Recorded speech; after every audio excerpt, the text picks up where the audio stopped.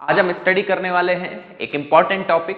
CBSE class 11th में तो important है ही, लेकिन आपके मेंस में, एडवांस में, नीट में, वहां के लिए भी ये टॉपिक इंपॉर्टेंट है। और टॉपिक है हमारा आज का एरर्स इन मेजरमेंट। बहुत इंपॉर्टेंट टॉपिक होने वाला है। लेकिन इससे पहले देखेंगे टू टर्म्स जो एरर में जाने के लिए जरूरी है, एक्यूरेसी एंड प्रिसिशन। तो पहले उनको देखते हैं। Okay, accuracy. एक्यूरेसी आपको समझ में आ रहा होगा, एक्यूरेट।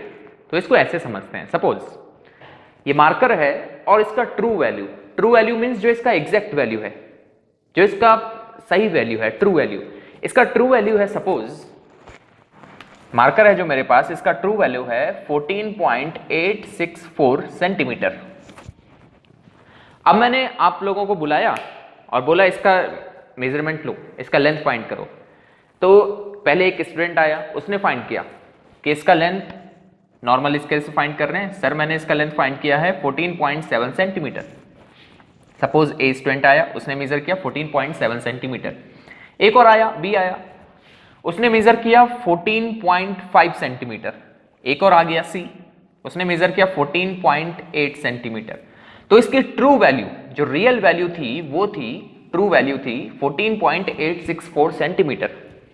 लेकिन 3 स्टूडेंट ने डिफरेंट रीडिंग ली। अब कौन सी वैल्यू इसके बहुत नियर है, कौन सी मेजर्ड वैल्यू, ये मेजर्ड वैल्यू है, this is true value and these are measured values, कौन सी मेजर्ड वैल्यू इसके ज्यादा नियर है, ज्यादा क्लोज है? So answer is 14.8 centimetre.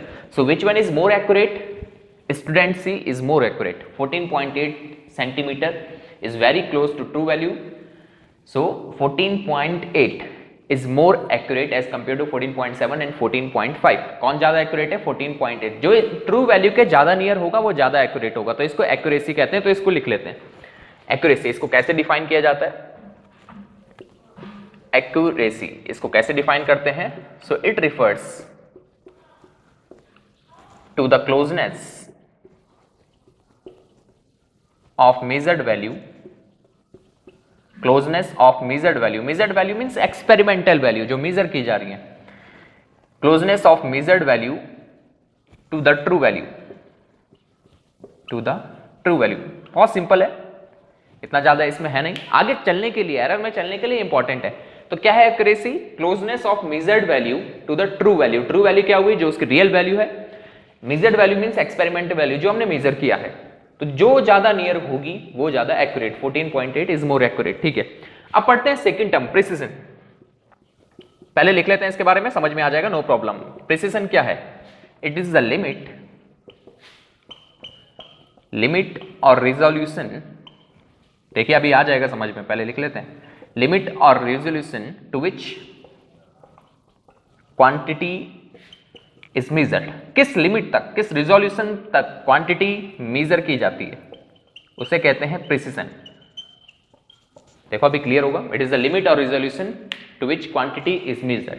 ठीक है, नॉर्मल स्केल की अगर बात करें, नॉर्मल स्केल में आपने मेजर किया अप टू 1 डेसिमल पॉइंट, 14.7, 14.5, 14.8 ऐसा।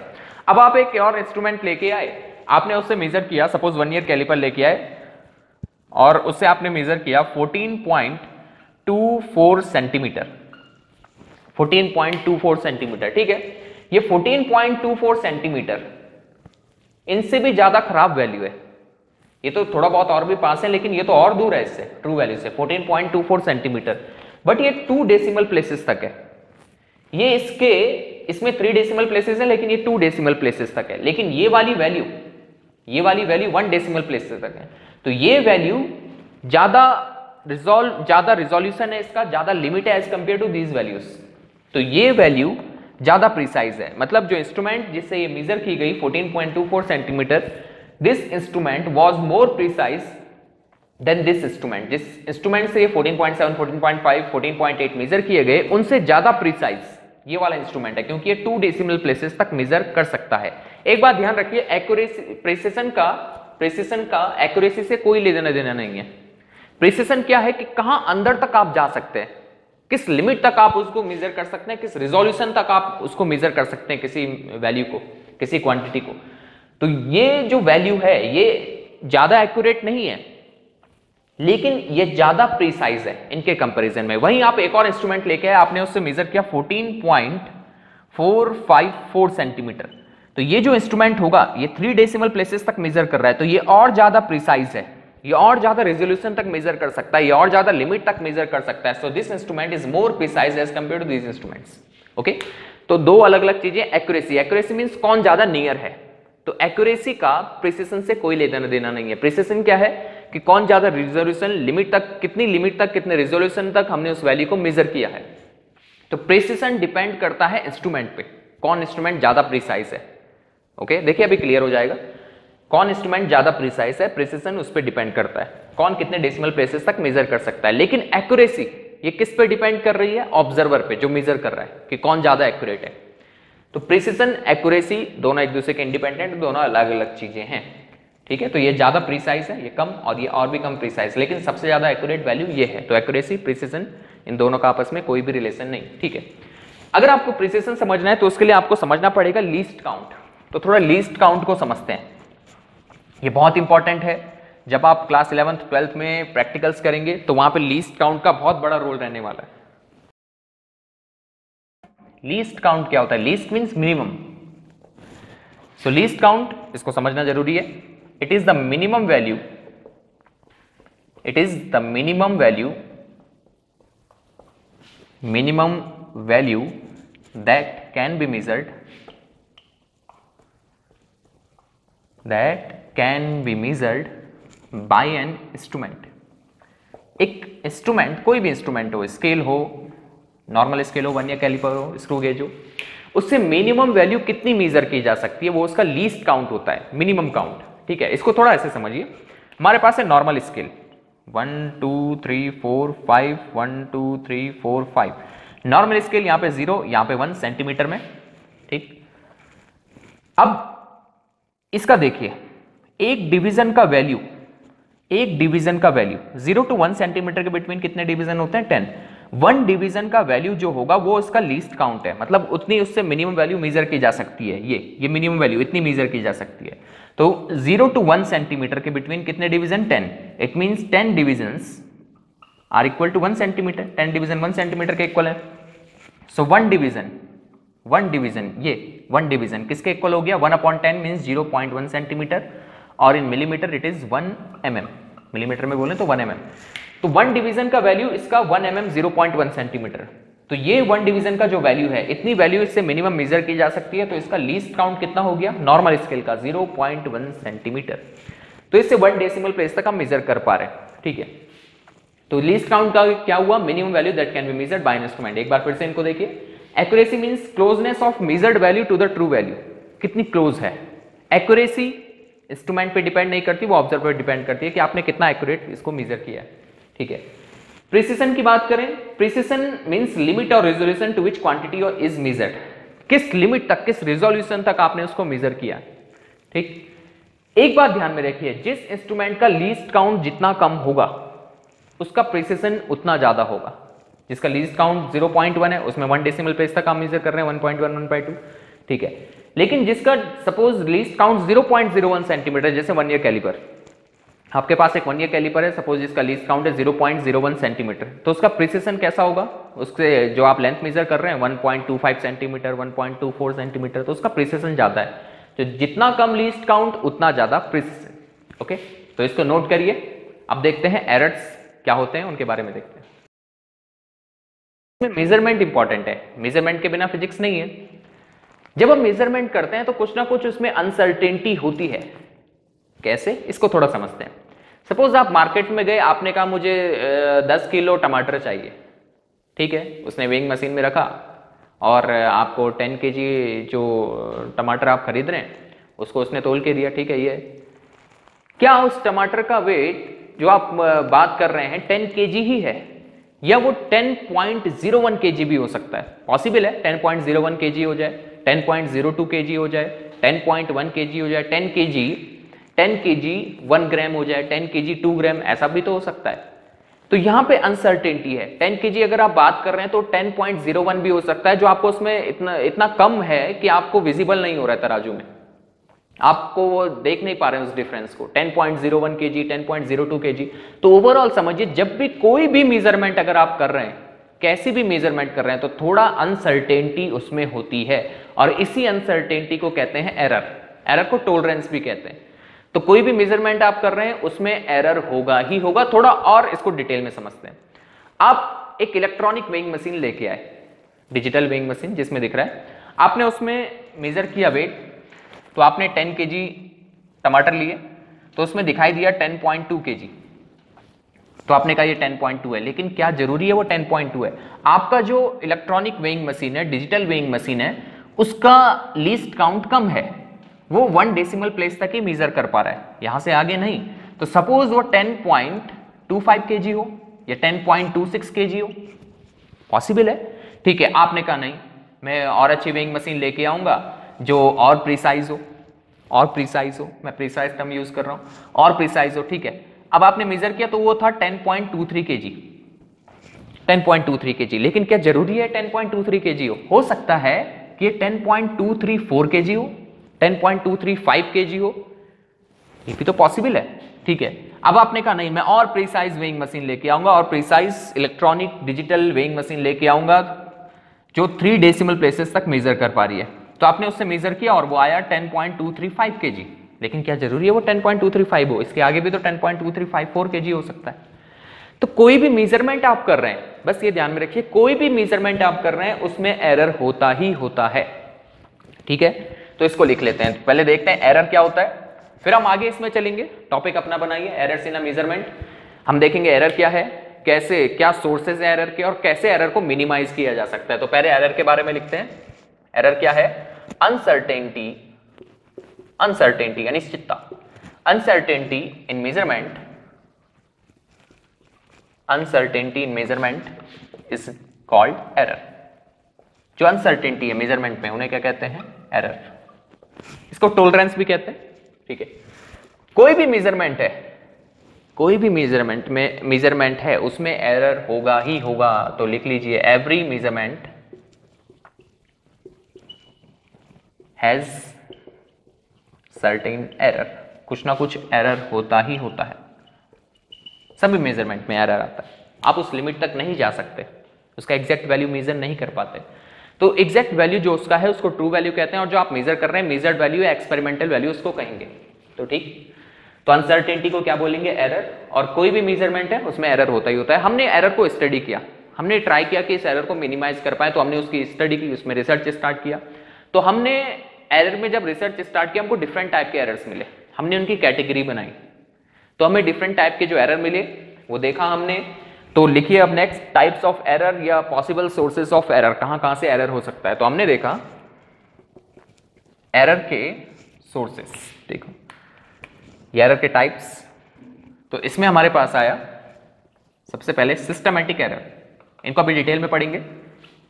सिस्टमैटिक एरर, सिस्टमैटिक एरर के different parts, instrumental error, instrumental error, second personal error, ये सिस्टमैटिक एरर के पार्ट्स हैं। Third one imperfection,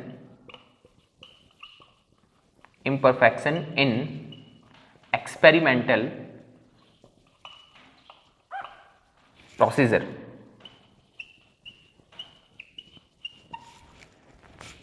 okay. फिर सेकंड पार्ट रैंडम एरर, फिर देखेंगे इसमें लीस्ट काउंट एरर, इनको अभी डिटेल में पढ़ना है, least count error. And finally हम एक और पार्ट इसका देखेंगे which is gross error, gross errors और मिस्टेक्स भी इनको बोलेंगे। तो ये क्या है, इनको अभी वन बाय वन देखते हैं। तो एरर क्या है? अनसर्टेनिटी इन मेजरमेंट। कोई भी मेजरमेंट है उसमें कुछ ना कुछ एरर होगा। जब हमने एरर को स्टडी किया तो इसके डिफरेंट पार्ट्स आए, systematic error, random error, least count error, gross error, ठीक है। तो अब इनको देखते हैं वन बाय वन। पहले देखते हैं सिस्टमैटिक एरर और इसके parts. Okay, systematic error, systematic error means जो एरर सिस्टम की वजह से होते हैं। अब सिस्टम क्या होता है? सिस्टम 3 पार्ट्स हैं, सिस्टम के 3 पार्ट्स हैं। कौन कौन से? ऑब्जर्वर जो रीडिंग ले रहा है, सेकंड इंस्ट्रूमेंट जिससे हम मेजर कर रहे हैं, and third one experimental procedure. तो इन तीनों की वजह से जो एरर हो रहा है उसे कहते हैं सिस्टमैटिक एरर। तो सिस्टमेटिक एरर के सोर्सेज पहले देखते हैं। इंस्ट्रूमेंटल एरर, आपका इंस्ट्रूमेंट डैमेज है। जैसे अगर आप वोल्ट मीटर से वोल्टेज मेजर करना जा रहे हैं तो हो सकता है उसकी निडिल बेंड हो, मुड़ी हुई हो, तो इंस्ट्रूमेंटल एरर आ जाएगा, उसमें गलत रीडिंग आपको दे देगा। यह हो सकता है वो पहले से ही 0.1 डिवीजन में हो, 0 पे ना हो, एमीटर के साथ भी ये हो सकता है। या हम किसी स्केल से मेजर करने जा रहे हैं, तो स्केल से जब हम मेजर कर रहे हैं, जब हम उसका यूज करते हैं ज्यादा, तो वो एंड से अपना थोड़ा घिस जाती है, कम हो जाती है, तो आप उससे मेजर करने जा रहे हैं तो रीडिंग गलत देगी। तो ये इंस्ट्रूमेंटल एरर है जो इंस्ट्रूमेंट की वजह से हो रहा है। Second, personal error. Personal error में आएगा पैरेलैक्स एरर। तो पैरेलैक्स एरर इसको ऐसे समझिए, पर्सनल मींस जो ऑब्जर्वर कर रहा है रीडिंग लेने में, पैरेलैक्स एरर। अब इसको ऐसे समझिए आप लोग, मैं यहां पे ये डैश 1 2 और ये 3 डैश बना रहा हूं, ठीक है। अब अपनी मोबाइल स्क्रीन पे अगर आप देख रहे हैं अभी वीडियो, तो अपनी मोबाइल स्क्रीन पे अपनी फिंगर थोड़ा मोबाइल स्क्रीन से दूर, मोबाइल स्क्रीन अगर ये है इससे दूर, इस डैश पे रखिए और परपेंडिकुलर देखिए, बिल्कुल 90 डिग्री पे, अपने मोबाइल पे 90 डिग्री पे रहिए और अपनी फिंगर को इस डैश पे अलाइन करिए। अपनी फिंगर को इस डैश पे अलाइन करिए, थोड़ा मोबाइल के स्क्रीन से दूर रहिए, फिंगर अलाइन करिए ऐसे, ठीक है। पहले परपेंडिकुलर देखो, तो आपको अपनी फिंगर इसके ऊपर नजर आएगी, मतलब ये वाला डैश नहीं दिखना चाहिए, ऐसे मोबाइल स्क्रीन के ऊपर नहीं रख देनी है, ऐसे ऐसे मत करना, थोड़ा डिस्टेंस पे रखिए और अपनी फिंगर इसके ऊपर रखिए, इस डैश के ऊपर जो यहाँ पे है, ठीक है। मैं कुछ बताने जा रहा हूँ आपको, पैरेलैक्स एरर, पर्सनल एरर कैसे आता है। तो पर्सनल एरर मींस जो ऑब्जर्वर की वजह से है, जो आप जो ऑब्जर्वेशन कर रहे हैं उससे जो एरर आते हैं, ठीक है। तो आपने अपनी फिंगर मोबाइल स्क्रीन से दूर रखी इस तरीके से कि ये इसके ऊपर आ जाए, ठीक है। अब यही फिंगर जो आपने इसके ऊपर रखी हुई है, अभी रखिए उसको, अब उसको राइट से देखिए, फिंगर मूव नहीं करना, और राइट से देखिए, उस साइड से, यहां से देखिए, तो आपको अपनी फिंगर इस डैश के ऊपर कहीं नजर आएगी या इन दोनों के बीच में कहीं नजर आएगी, यहां पे।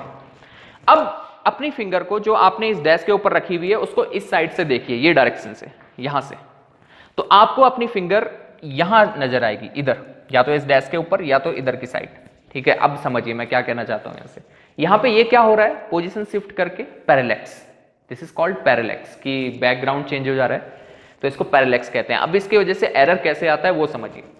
सपोज आप वोल्ट मीटर एमीटर में रीडिंग ले रहे हैं, नीडल है ऐसी 0 पे या 20 पे। अब स्टूडेंट्स की हैबिट क्या होती है, तो कुछ स्टूडेंट्स इधर खड़े होते हैं तो वो देखते हैं नहीं सर ये यहां पे नहीं है, ये तो उधर है, नीडल है यहां पे, लेकिन जो इधर खड़े हैं उनको उधर नजर आएगी और जो उधर खड़े हैं उनको इधर नजर आएगी, तो कौन सा सही है। तो करेक्ट रीडिंग लेने के लिए आपको परपेंडिकुलर होना है।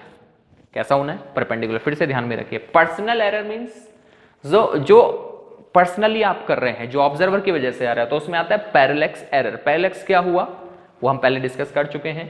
उसके लिए मैंने अभी आपको बताया कि अपनी फिंगर मोबाइल स्क्रीन से दूर इस डैश पे रखिए, अगर आप उधर से देखेंगे तो इधर नजर आएगी, इधर से देखेंगे तो उधर नजर आएगी। तो इंस्ट्रूमेंट के साथ भी यही होता है, अगर निडल यहां पे है तो इधर से देखने वालों को वहां दिखाई देगा, वो रीडिंग उधर की ले लेगा, और उधर से देखने वाला इधर की रीडिंग ले लेगा। तो सही रीडिंग कौन सी है, जो परपेंडिकुलर आप देख रहे हैं। तो रीडिंग अगर लेनी है तो इंस्ट्रूमेंट के कैसे होना चाहिए, जो निडल है उसके कैसा होना चाहिए, परपेंडिकुलर। इसका ध्यान में आपको रखना है, ठीक। तो ऐसे भी एरर आ सकता है, ठीक है। Third possible error, imperfection in experimental procedure. जो आप प्रोसीजर अप्लाई कर रहे हैं वही गलत है। कैसे, आपको मेजर करना है बाहर का टेम्परेचर, एटमॉस्फेरिक टेम्परेचर, तो आप थर्मामीटर लेके आए और आपने धूप लगी हुई है बाहर रख दिया वो डायरेक्ट सनसाइन में, तो आप थोड़ी देर बाद आए, आपने कहा बॉडी का टेम्परेचर है 60 डिग्री सेल्सियस। ऐसा कैसे हो गया, वो तो होना ही था। अगर आप डायरेक्ट सन लाइट में उसको रखेंगे तो उसमें मरकरी होती है, वो एक्सपेंड होगी, टेम्परेचर बढ़ जाएगा। तो प्रोसीजर आपका गलत है टेम्परेचर को मेजर करने का। आप अपना फीवर मेजर करना चाहते हैं, कितना है आपको, आप अपना बॉडी का टेम्परेचर मेजर करना चाहते हैं, तो आप थर्मामीटर लेके आए, आपने गर्म पानी पी लिया, गर्म चाय पी ली, मुंह में रखी हुई है और थर्मामीटर पुट कर लिया, तो टेम्परेचर तो हाई आएगा। आपने गर्म पानी मुंह पे रखा हुआ है और वो भी आपने मुंह पे रखा हुआ है जो थर्मामीटर है, तो आपका टेम्परेचर हाई आएगा। तो कहने का मीनिंग ये है कि आपका प्रोसीजर इनकरेक्ट है। तो ये पॉसिबल एरर, प्रोसीजर इनकरेक्ट की वजह से आपका एरर आ सकता है, ठीक है। तो सिस्टमैटिक एरर जो सिस्टम की वजह से हुए, instrumental error, personal error and imperfection in experimental procedure, ठीक है। इसको देखिए, एक बात ध्यान में रखिए, आप इन एरर को रेक्टिफाई कर सकते हैं। कैसे? इंस्ट्रूमेंट को सही कर दीजिए, पर्सनल एरर मत करिए, या प्रोसीजर करेक्ट कर दीजिए। तो इसमें लिख लीजिए systematic errors they can be rectified, इनको सही किया जा सकता है, इन एरर को खत्म किया जा सकता है। ठीक है, एक और इंपॉर्टेंट लाइन लिखने जा रहा हूं, समझ जाना इसको। देखो, they occur in one direction, they occur in one direction. Systematic errors occur in one direction, either positive or negative. Sir ये क्या है? अभी देखो, अभी समझते हैं, आ जाएगा समझ में। They occur in one direction, either positive or negative. देखिए कहने का मतलब क्या है, देखिए समझना इसको, इंपॉर्टेंट है।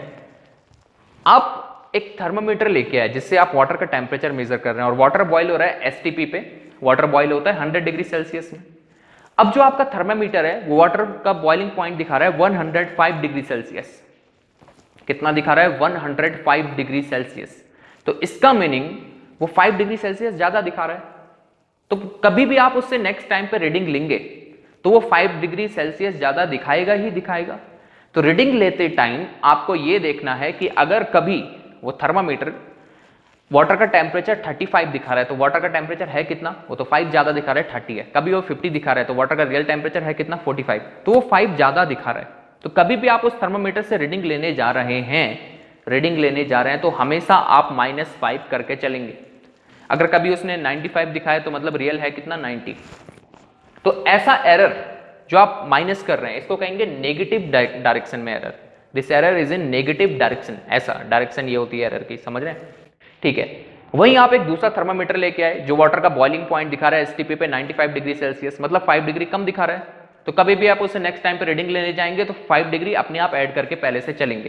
तो ऐड कर रहे हैं आप, +5 कर रहे हैं, तो ये एरर है पॉजिटिव डायरेक्शन में। इसको ऐसा भी समझिए, थोड़ा और समझते हैं ताकि आपको अच्छे से क्लियर हो जाए। एक वेइंग मशीन आप लेके आए डिजिटल, जो 0.2 हमेशा रहता है, उसमें कुछ रखा भी नहीं है तब भी 0.2 रहता है। अब आपने कहा कि 2 किलो चीनी मैं इसमें मेजर करता हूं, तो वो कितना दिखाएगा? 2.2। तो क्या वो 2.2 kg है जो आप चीनी ले रहे हैं? नहीं, इसमें आपको -0.2 करके चलना ही पड़ेगा। तो इस डिवाइस में एरर है, इस इंस्ट्रूमेंट में एरर है, आपको हमेशा माइनस करके चलना पड़ेगा। ठीक है, तो ये इसको नोट करिए। अब देखते हैं रैंडम एरर। तो रैंडम एरर ये रैंडमली आ जाते हैं, इनका सोर्स, इनका कॉज अननोन होता है। कैसे? इसको समझिए। आप सपोज कोई एक्सपेरिमेंट कर रहे हैं इलेक्ट्रिसिटी से रिलेटेड। अब जो लाइट है वो फ्लक्चुएट होती है, वोल्टेज चेंज होता है, तो आपकी रीडिंग में थोड़ा गड़बड़ हो जाएगा। तो ये रैंडम एरर है, बीच में आ जाते हैं, आपका इसका सोर्स अननोन है। थोड़ा ऐसे समझिए। आप ऑसिलेशन देख रहे हैं पेंडुलम के, 1 2 काउंट करने पे लगे हुए हैं आप, अचानक से थोड़ा हल्का अर्थक्वेक आता है जो आपको फील भी नहीं होता, तो वो पेंडुलम के ऑसिलेशन को डिस्टर्ब कर देगा। तो ये रैंडम एरर है जो बीच में आ जाते हैं। तो इनको रैंडम एरर क्या होते हैं? जिनका सोर्स होता है अननोन। इसको समझते हैं, अननोन सोर्स। अननोन सोर्स बीच में आते रहते हैं, रैंडमली आते रहते हैं। ठीक है, जैसे सिस्टमैटिक एरर एक ही डायरेक्शन में होता है, या तो पॉजिटिव या नेगेटिव। रैंडम एरर कहीं भी हो सकता है, पॉजिटिव डायरेक्शन में या नेगेटिव डायरेक्शन में। रैंडम डायरेक्शन समझ गए होंगे, रैंडम डायरेक्शन, इससे पहले डिस्कस किया हमने डायरेक्शन के बारे में। ठीक है, तो रैंडम एरर रैंडमली आ जाता है, सोर्स अननोन है, और रैंडम डायरेक्शन कुछ भी इनकी डायरेक्शन होती है, पॉजिटिव नेगेटिव। रीडिंग को बढ़ा भी सकते हैं, कम भी कर सकते हैं। ठीक है, थोड़ा और इसमें देखते हैं। अगर आपको रैंडम एरर को कम करना है, आपको चाहिए रैंडम एरर कम हो जाए, तो रैंडम एरर कम करने के लिए क्या किया जाता है? देखो, दे कैन बी मिनिमाइज्ड, देखो कैसे कम करते हैं इसको, by taking large number of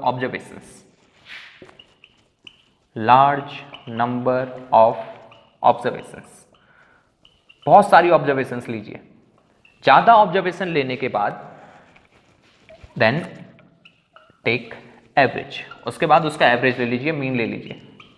बहुत सारी ऑब्जर्वेशंस लीजिए और उसके बाद उसका मीन कर लीजिए, एवरेज कर लीजिए। तो ऐसा करके जो रैंडम एरर है वो कम हो जाएगा। रैंडम एरर रैंडमली आते हैं, तो हमको चाहिए वो कम हो जाए, तो बहुत सारी ऑब्जर्वेशंस ले लो और उसका मीन कर दो, एवरेज कर दो, तो रैंडम एरर कम से कम हो जाएगा। एक बात ध्यान रखिए, ज्यादा ऑब्जर्वेशंस लेके ज्यादा ऑब्जर्वेशंस लेके आप रैंडम एरर को ही कम कर सकते हैं, सिस्टमेटिक एरर को नहीं, क्योंकि इंस्ट्रूमेंट में अगर एरर है तो कितनी भी ऑब्जर्वेशंस ले लीजिए वो तो आएगा ही, अगर वो गलत दिखा रहे हैं वो तो चलता ही रहेगा, अगर आप पर्सनल एरर कर रहे हैं वो तो चलता ही रहेगा। तो लार्ज नंबर ऑफ ऑब्जर्वेशंस किसको कम करती हैं? रैंडम एरर को। ठीक है, तो ये हो गया, इसको नोट करिए। अब देखते हैं next, least count error. Least count क्या है? The minimum value that can be measured by an instrument. तो क्या है least count error? It is due to limitation imposed by the least count of measuring instrument. इसको ऐसे समझिए, एक length है, एक लाइन है जिसका लेंथ है, ट्रू वैल्यू है उसकी 7.2456 सेंटीमीटर। ट्रू वैल्यू, एक लाइन की ट्रू वैल्यू है 7.2456 सेंटीमीटर। मैंने कहा इसको मेजर करो with the help of normal scale. Normal scale का लीस्ट काउंट कितना है? 0.1 सेंटीमीटर। अगर आप नॉर्मल स्केल से इसको मेजर करने जाएं तो आप एक डेसिमल प्लेस तक ही जा सकते हैं, आप बोलेंगे 7.2 सेंटीमीटर। इसके आगे क्या? 7.23, 24, 25, 26, 27, इसके आगे एरर आ गया। तो ये एरर किस वजह से आया? कि इसका लीस्ट काउंट कम है। तो लीस्ट काउंट की वजह से लिमिटेशन लग गई है इसमें कि इसका लीस्ट काउंट कम है, आप इससे आगे नहीं जा सकते। तो ऐसे एरर को कहते हैं लीस्ट काउंट एरर। इससे आगे देखो एरर आ गया, पता नहीं है क्या है, 7.23, 24, 25, 26, कोई आपके पास नॉलेज नहीं है। So this type of error is least count error. Okay, gross errors और मिस्टेक्स तो क्या होते हैं ये, इसको समझते हैं। They are due to carelessness of the person और due to improper adjustment of the apparatus. ठीक है, इसको ऐसे समझिए, आपको पेंडुलम के ऑसिलेशंस काउंट करने हैं और टाइम आपके पास स्टॉप वॉच है, तो टीचर ने कहा इसके acceleration due to gravity find करने के लिए आप ये एक्सपेरिमेंट करते हैं। ठीक है, तो इसके 40 ऑसिलेशंस काउंट करिए। आपने काउंट करना स्टार्ट किया, यहाँ से आपने छोड़ा 1 2 3 4 5 6 7 8, स्टॉप वॉच आपके हाथ में है, 0 पे आपने टाइम स्टार्ट किया था, टाइम चल रहा है 19 20, कहाँ तक जाना है? 40 तक, 36 35 36 37, और तब तक आप बात करने लग गए। जैसे 37 हुए आपके दोस्त ने बोला, आप बात करने लग गए, तो 38 39 40 41 42 निकल गया। अब आपने स्टॉप वॉच बंद कर दिया और बोला सर मैंने 40 ऑसिलेशंस का टाइम काउंट किया, ये है, लेकिन क्या आपने 40 का किया? नहीं, 42 का। तो ये आपके केयरलेसनेस की वजह से, आप देख नहीं रहे, तो उस वजह से एरर जो होगा कैलकुलेशन में आ जाएगा, मेजरमेंट में एरर आ जाएगा।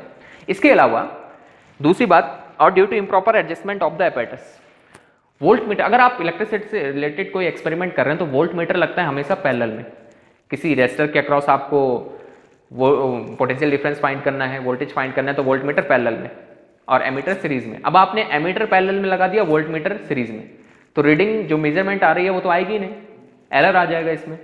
तो ये ऐसे एरर जो आपकी वजह से आ रहे हैं, आपके केयरलेसनेस की वजह से आ रहे हैं, तो उसे कहेंगे ग्रॉस एरर।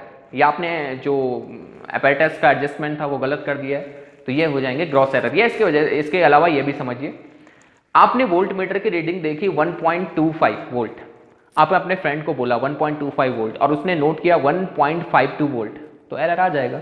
तो ये एरर आपकी वजह से आ रहा है, इनको रेक्टिफाई किया जा सकता है, नेक्स्ट टाइम पे इस मिस्टेक को मत करिए। ठीक है, तो ये थे कुछ एरर के बारे में, sources of error. Next time पे हम देखेंगे कैसे एरर को कैलकुलेट किया जाता है, एरर से रिलेटेड कुछ कैलकुलेशंस, वो बहुत इंपॉर्टेंट होने वाला है। तो आज के लिए इनफ है, इसके नोट्स बनाइए। Thank you.